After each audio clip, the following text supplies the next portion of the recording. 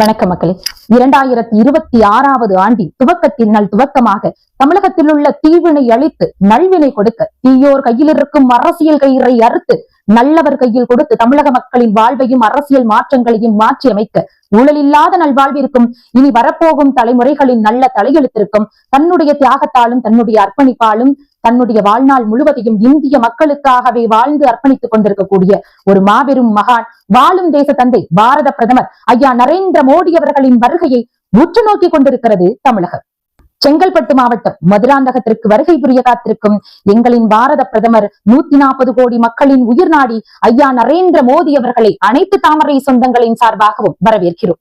பத்வா மண்ணில் வறுமையில் பிறந்தவர், வானலாக உயர்ந்தவர், இந்தியாவின் தலைமகன், தேநீர் பிடித்த கையிலே இந்திய மக்களுக்கான கனவை நெஞ்சில் சுமந்தவர், தேசமே தெய்வம் என நின்ற பெருமகனார், குஜராத்தினை கரம் பிடித்து வளர்த்தவர், இந்தியாவின் கனவுகளை வெல்ல உலகின் குரலாக மாறியவர், எழுந்துனில் இந்தியா என முழங்கிய நாயகன், இந்திய மக்களின் மனதில் முத்திரை பதித்த மன்னவன், ஊழலை எதிர்த்த உறுதி, ஏழைகளின் ஆதாரம், பெண் சக்திக்கான பாதுகாப்பு, இளைஞர்களின் நம்பிக்கை, குழந்தைகளின் உயிர் வளர்ச்சி, முதியோர்களின் பாதுகாவலர், வறுமைக்கு சோறு போட்டவர், வாழ்விற்கு வித்திட்டவர், விவசாயிகளை பாதுகாத்தவர், தனக்கென வாழாத தன்னிகரற்ற தலைவர், தன்னை பெற்ற தாயினை கூட பாமரனாய் நின்று பொதுச்சுடுகாட்டில் எரித்து தன் பணியினை மக்களுக்காக ஏற்று வந்த தியாகத்தின் சுடர் ஐயா நரேந்திர மோடி. ஒரு காலம் கேள்விக்குறியாக இருந்த இந்த இந்தியா இன்று உலகின் ஆச்சரியம்.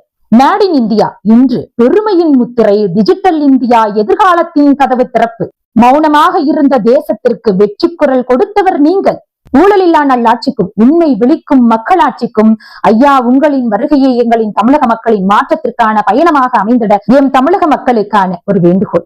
இறைவன் எப்போதும் நேராக வருவதில்லை, மாற்றாக மனித உருவங்களிலே வந்து நம் வாழ்வை வளமாக்குவார்.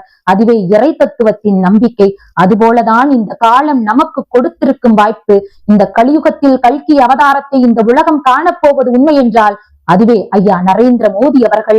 இந்த வாய்ப்பினை, இந்த இறையுருள் அவதாரங்களை வாழும் காலத்திலே தமிழக மக்களும் உணர்ந்து ஐயா அவர்களின் பிடியில் தமிழகத்தை கொடுத்து நம்மளுடைய நாட்டையும் மக்களையும் வாழ்வையும் வீட்டையும் தலைமுறைகளையும் வளம்படுத்திட நேர்மையிலும் உண்மையிலும் தியாகத்திலும் ஆன்மீகத்திலும் நம் பூமியை நம் நாட்டை வளர்த்தெடுத்திட நம் பாரதத்தை வலுவாக்க நம் தமிழகத்தை மேலும் உருவாக்க ஐயா நரேந்திர மோடி அவர்களின் தலைமையில் நம் அரசியல் பயணம் அமைய ஐயா பாரத பிரதமர் நரேந்திர மோடி அவர்களின் தலைமையில் வளமிக்க இந்தியாவையும் வளமிக்க தமிழகத்தையும் உருவாக்கிட தமிழக மக்கள் அனைவரும் உறுதி ஏற்போம்.